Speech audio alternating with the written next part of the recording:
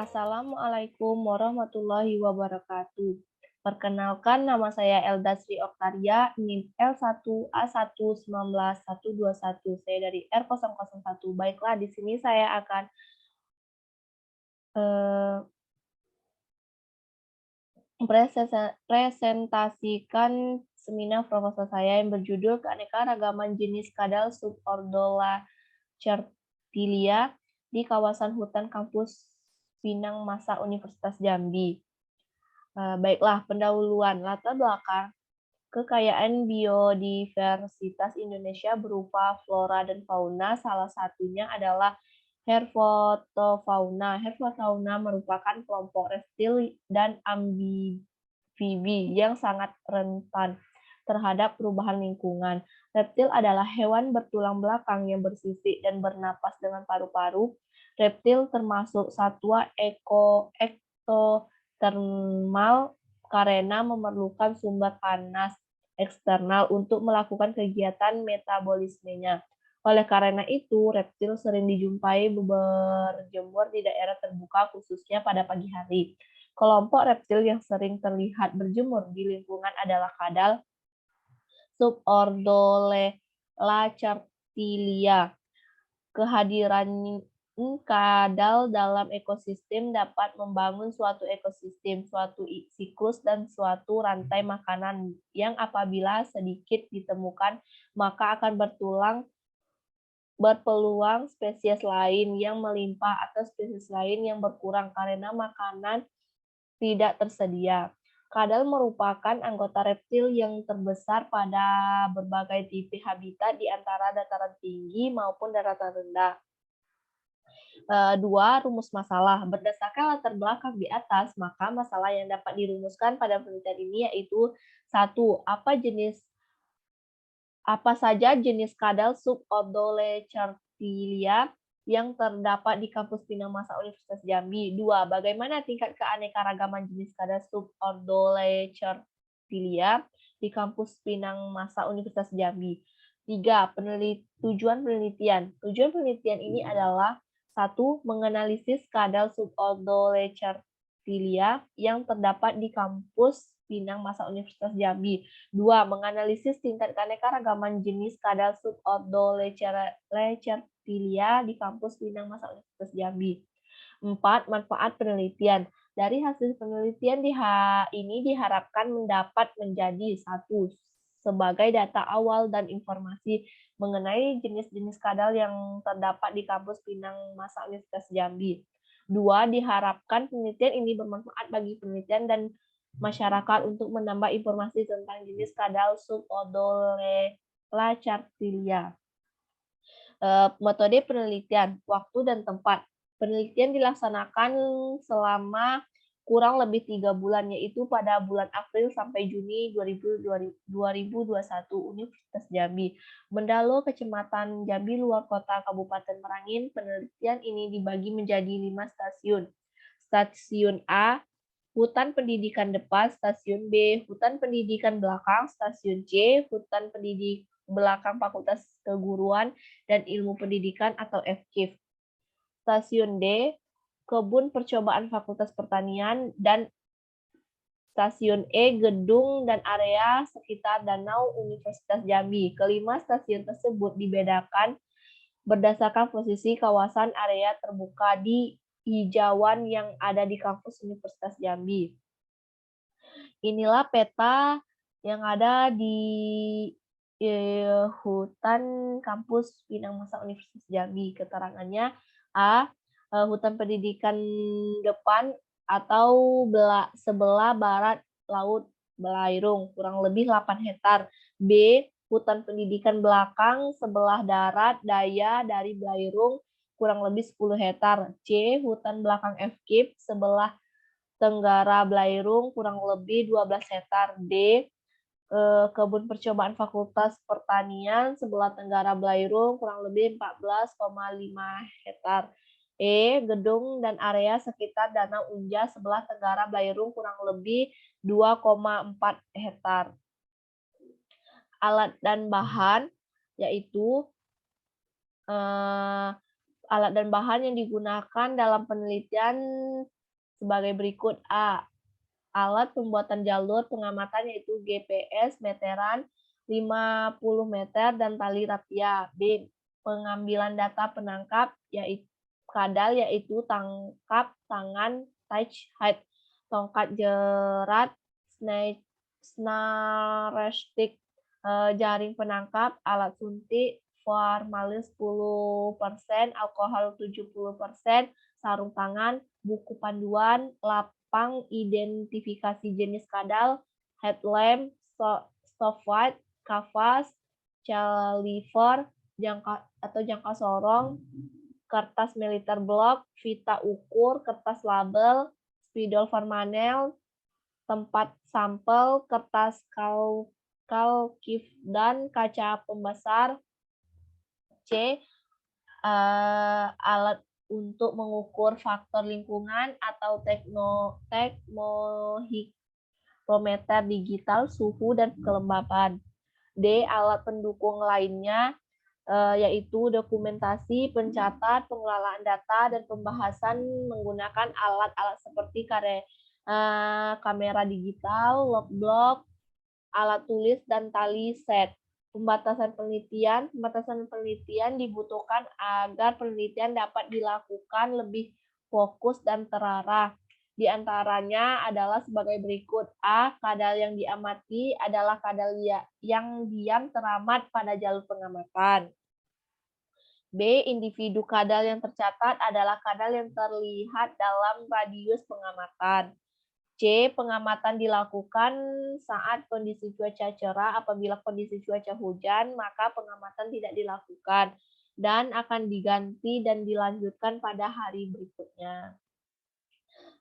Teknik pengumpulan data. 1.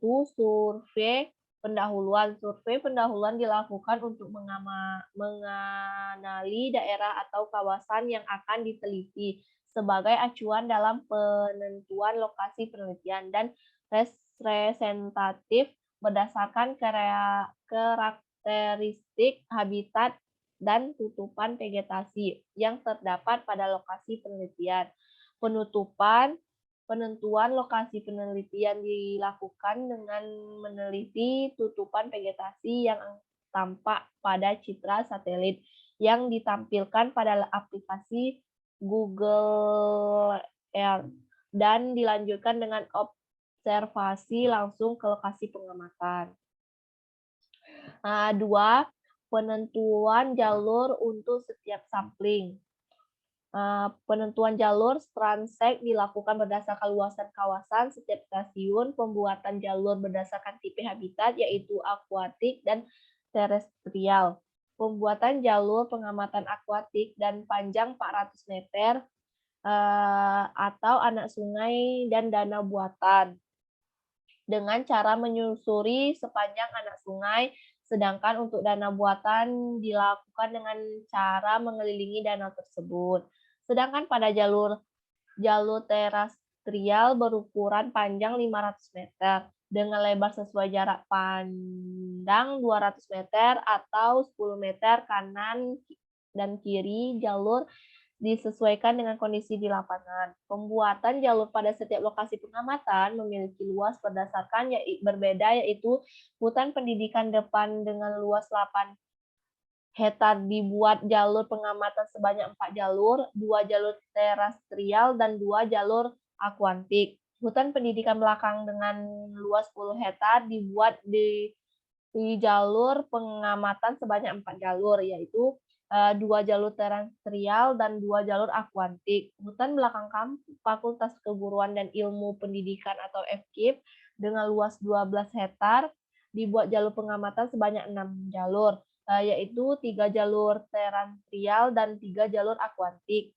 Kebun percobaan Fakultas Pertanian dengan luas 14,5 hektar dibuat jalur pengamatan sebanyak 6 jalur, yaitu 3 jalur terestrial dan 3 jalur akuatik. Dan gedung dan area sekitar Danau Universitas Jambi dengan luas 2,4 hektar dibuat jalur pengamatan sebanyak 2 jalur, yaitu 1 jalur terestrial dan 1 jalur akuatik.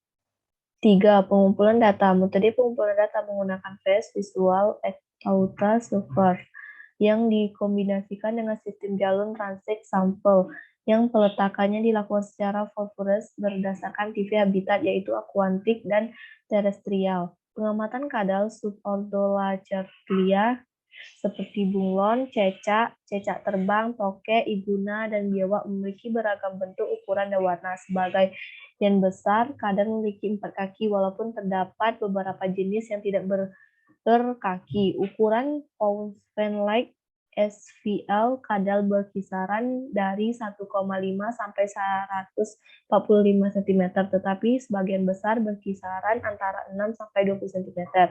Pengamatan dan pencarian sejenis kadal SUV Orlancertilia pada seperti jalur dilakukan sebanyak 3 kali, yaitu pagi hari pada pukul 07.00 sampai 11.00 WIB, siang hari pada pukul 13.00 sampai 17.00 WIB, dan malam hari pada pukul 20.00 sampai 00.00 WIB. Pencarian pada malam hari dibantu dengan menggunakan headlamp atau senter. Pengamatan dan penangkapan dilakukan di sepanjang jalur yang difokuskan pada tempat-tempat yang diperkirakan menjadi sarang atau tempat persembunyian kadal seperti ranting pohon, di bawah kayu lapuk, di antara akar-akar pohon, di celah-celah batu, di lubang bawah tanah, di bawah tumpukan serahan, di semak-semak, dan di dekat sumber air atau kolam dan selokan.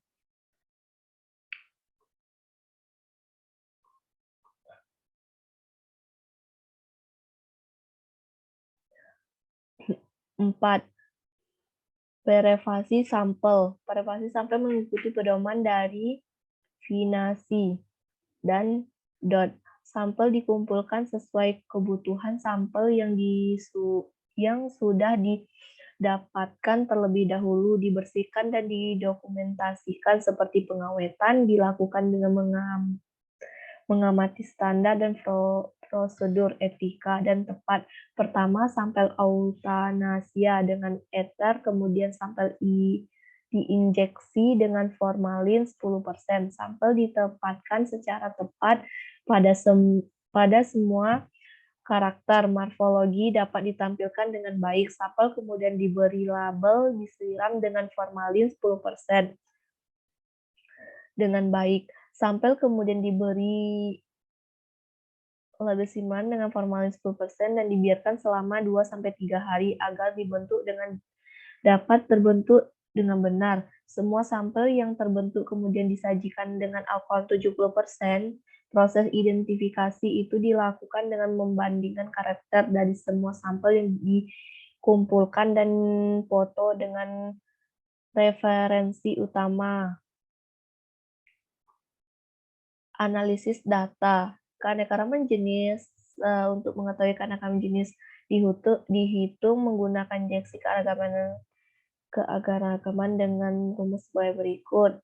Rumus H sama dengan VI, IN, VI, di mana VI sama dengan VNI atau N. Keterangan indeks keanekaragaman Schoen-Wiener, NI jumlah individu jenis KI, N jumlah individu seluruh jenis, VI proporsi individu spesies KI. Kriteria nilai indeks keanekaragaman Schoen-Wiener.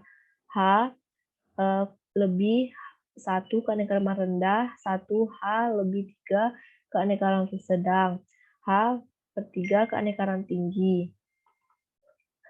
Dominasi. Indeks dominasi dapat dihitung dengan rumus DI sama dengan kali 100% bagi VI. Keterangan DI indeks dominasi jenis KI. VI proporsi nilai penting jenis KI. Dominasi jenis dalam komunikasi kelompokan menurut kriteria Jorgen menjadi 3 kelas dominasi, yaitu dominan DI lebih 5%, subdominan DI sama dengan 2% sampai 5%, Non-dominan DI lebih 2%. 3.